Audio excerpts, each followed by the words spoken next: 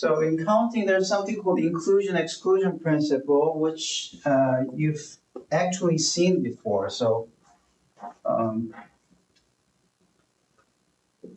last week I showed you that if you have two sets A and B, and if you wanted to count the number of elements that belong to A union B, the way you do it is you add elements in A, add elements in B, but then once you see what's added, you see that the intersection has been counted twice, right?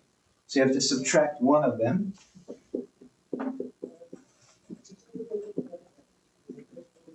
And this was the formula. This formula actually has a name. It's called inclusion-exclusion principle, where you just include everything that you can think of, but then anything that you counted more than once, you exclude. That's called inclusion-exclusion principle. Now, recall that there's another one for the case when you have three sets, and the formula is A union B union C is equal to, you first add everything, but then you fix that the overlaps are counted twice, so you fix it by subtracting all of them, all of the intersections. So A intersection B is subtracted, A intersection C is subtracted, B intersection C is subtracted. So you just get rid of all the intersections. But then if you do that, the part where it's the intersection of all of A, B, C has been subtracted away too many times, so you have to put them back again. All right, so both of these formulas are called inclusion-exclusion principle. Let me show you an example.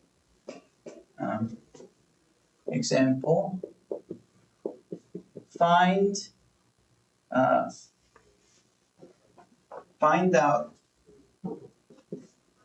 how many numbers, positive integers, positive integers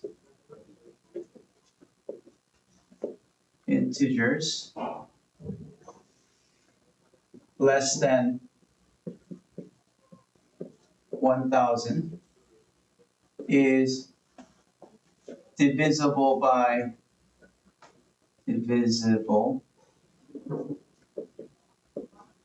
3, but not by 4.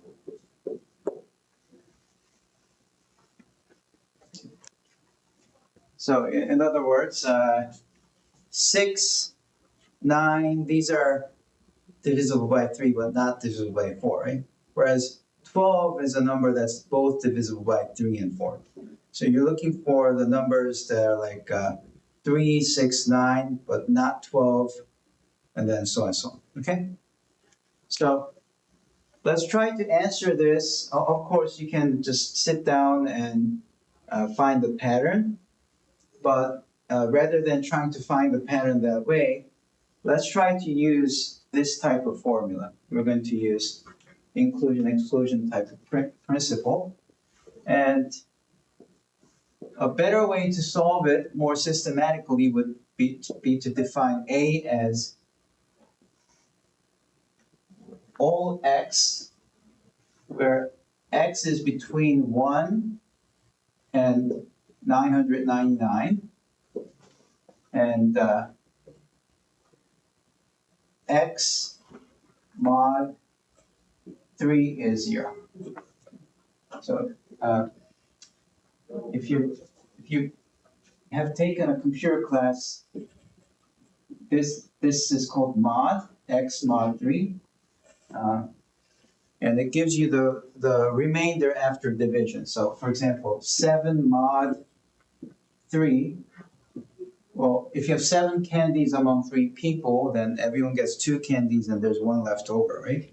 So 7 mod 3 is 1, because it just focuses on the leftover, okay? And to say that if you do the mod, you get 0 left over. It's another way of saying that it's divisible by 3. Okay, so I could have written this out. I could be less fancy and just say, instead of this, I can just say 3x is divisible by 3. That's perfectly fine too. There's another symbol for that, which is saying that 3 divides x. So this long bar is another symbol in number theory that says x is divisible by 3. And 3 divides x. So it doesn't matter which notation you use. We'll just define x to be a to be that. And then for the similarly, we'll define b as x, where again x is between 1 and 999. And then we'll say x mod 4 is 0. Okay. So b holds all the numbers that are divisible by 4. Okay, so what happens now? Well, the way you do this is by saying that I want to know the number of elements in A, but excluding the ones that belong to B. Okay? That's what we want. Okay, well, I just realized that this one's a bit different than this. Let's use a Venn diagram to see what that is. So if you have A and then B, and you're saying that you want A but exclude things that belong to B, you're really taking this portion, this shaded portion, right? Now, how would I get the number of elements in A excluding B?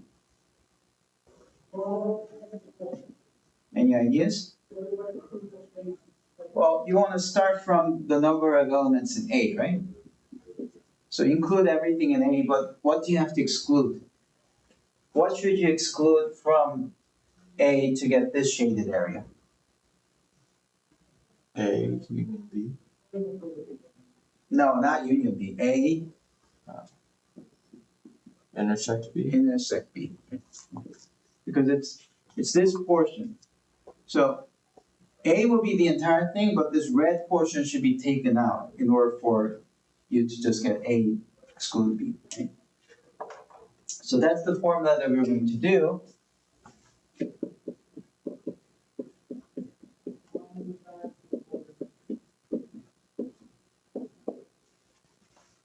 Okay, but then we still need to do the hard work, which is to figure out what this set is and what this set is, and we have to count them. Okay, so first, let's think about A.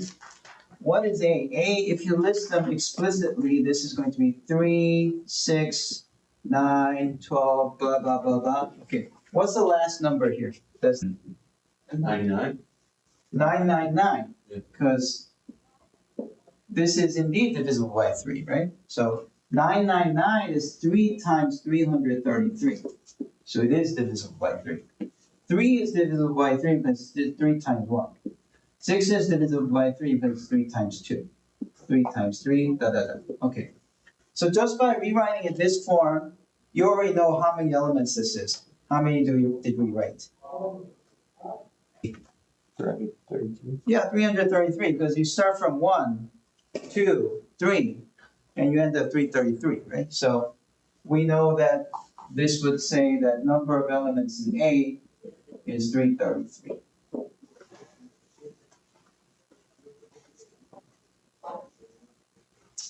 Okay. Now we have to figure out what A intersect B is. Okay, so tell me what A intersect B is. Can you describe A intersect B? Or before that, can you give me a number that belongs to A intersect B? A is the collection of numbers that are divisible by 3. B is a collection of numbers that are divisible by 4, right? So what's a number that would belong to both? 12. Can you give me another one? 24, 36, right? See, if some number is divisible by both 3 and 4, it better be divisible by 12, right? So this will be x between 1 and 999, where it's divisible by 12.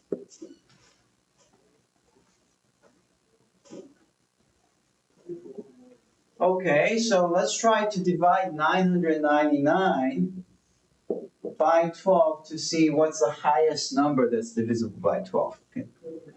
All right, so I think you can multiply 8.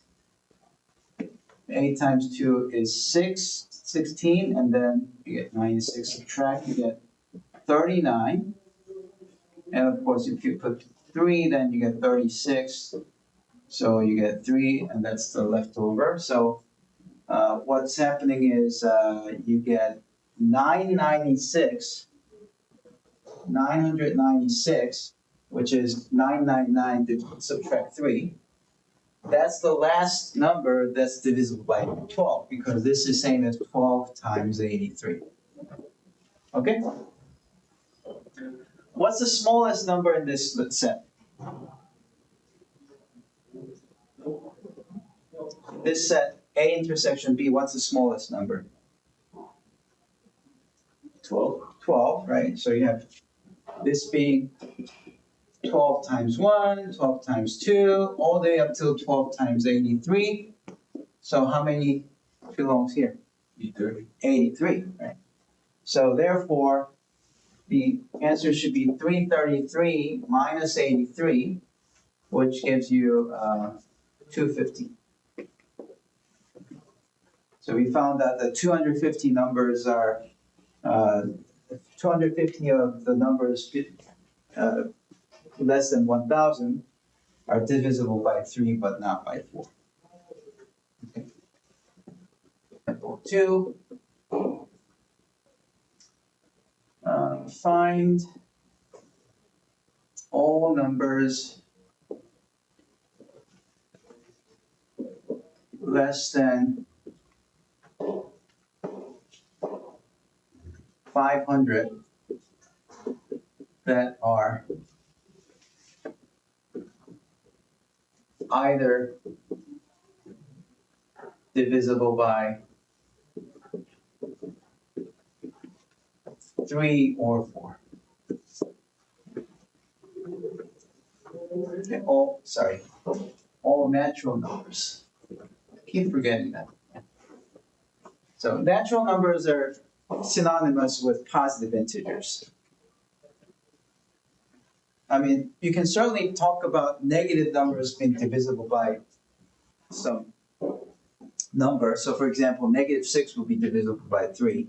So if I don't say natural numbers, then there are infinitely many negative numbers that would be divisible by 3 or 4. So the question doesn't make sense. Okay. So I've changed the question now to just talking about positive integers that are either divisible by 3 or 4. We can say A would be this n means natural numbers. X is less than 500, and 3 divides x. And B would be, again, a subset of natural numbers. We're looking at the numbers that are less than 500, and it's divisible by 4. Okay, and now we want to know what? A or B. That's what we want, right? Now this one, we know the formula for it, right? Which is add everything in A, add everything in B, subtract A intersection B. Okay? So what do we do? Well, to get number in A, divide 500 by 3, see what's the maximum number.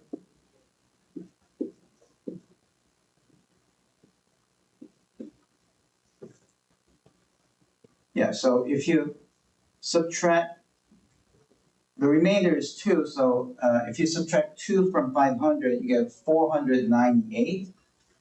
498 is 3 times 166. Okay? And then you also have 500 divided by 4.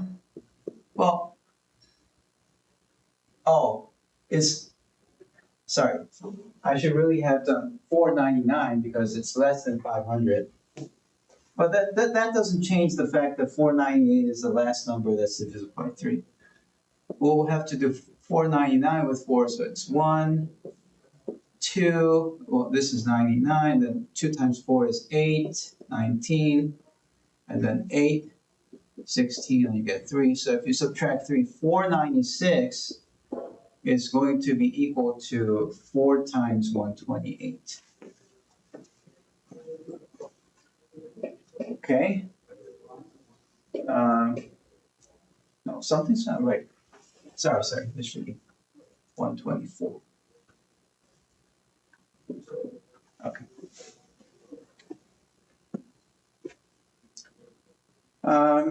So that tells me that number of elements in A is 166, number of elements in B should be 124.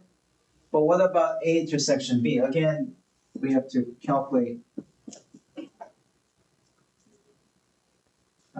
499 divided by 12, which is 48. Then you get 19, you get 1 over 7. So 492 is equal to 12 times 41.